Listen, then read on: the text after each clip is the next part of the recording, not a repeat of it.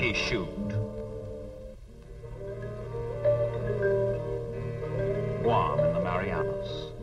Guam in the late 1930s. Guam in the twilight of peace.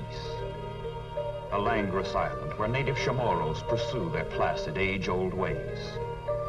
This is United States territory in the far Pacific. Heritage of the 1898 war with Spain. Half-forgotten stepchild among America's overseas possessions.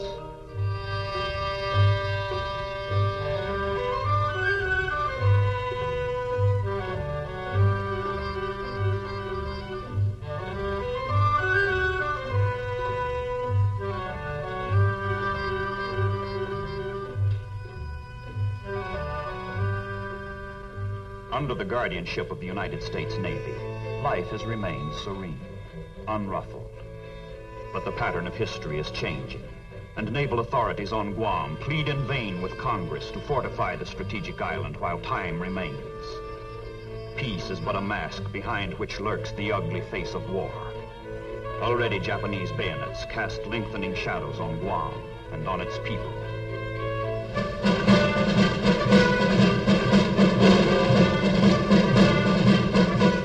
American garrison on Guam.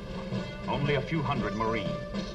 A fact duly noted 1,600 miles to the north in Tokyo, where the warlords of Japan convene to plot the means by which they will hammer out the greater East Asia co-prosperity sphere to the greater glory of the Emperor. The geographic names which the militarists weigh in their deliberations are heavy with coming history. Pearl Harbor and the Philippines, Borneo and Hong Kong, Malaya and Singapore. But there is another, lesser-known name to be integrated into the plan, and that name is Guam. Guam, the American pillbox without guns in the Marianas.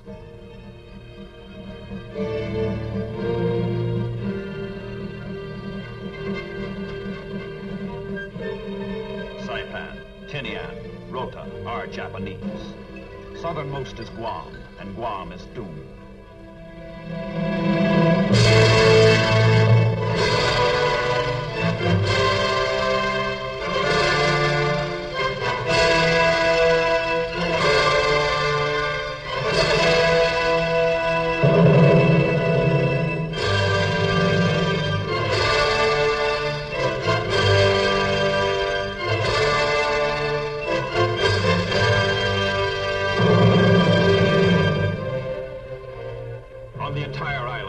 Defensive weapon larger than a .30 caliber machine gun.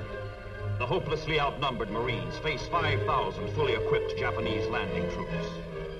December 10th, 1941. Guam is overwhelmed.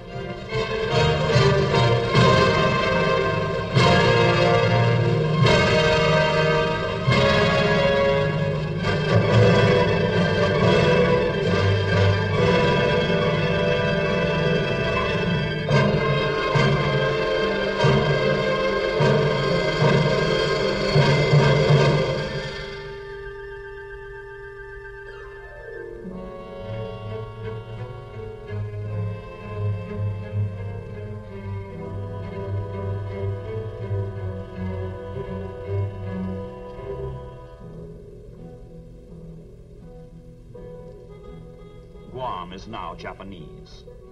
But the sun has set for the Chamorros, and during the long night ahead, Guam is forced to muster with Saipan and Tinian, and the three islands form a cluster of death traps across the path leading north to Japan, west to the Philippines. With every passing month of occupation, the Japanese impose increasingly harsh restrictions on Guam and its people, using every device of pressure and propaganda to integrate forever the island into their empire.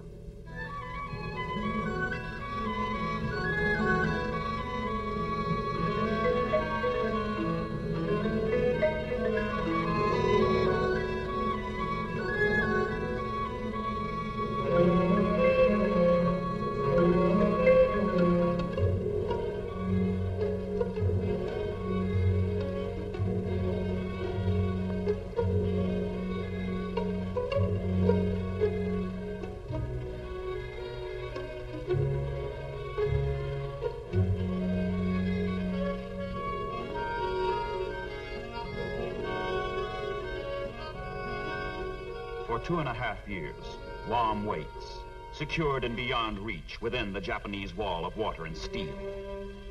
But in June 1944, incredibly, miraculously, powerful United States naval forces appear off the Marianas as the Allies, on the other side of the world, storm ashore at Normandy. The ebb tide has given way to the flow. Now it is the Americans who bear down on Guam in overwhelming strength.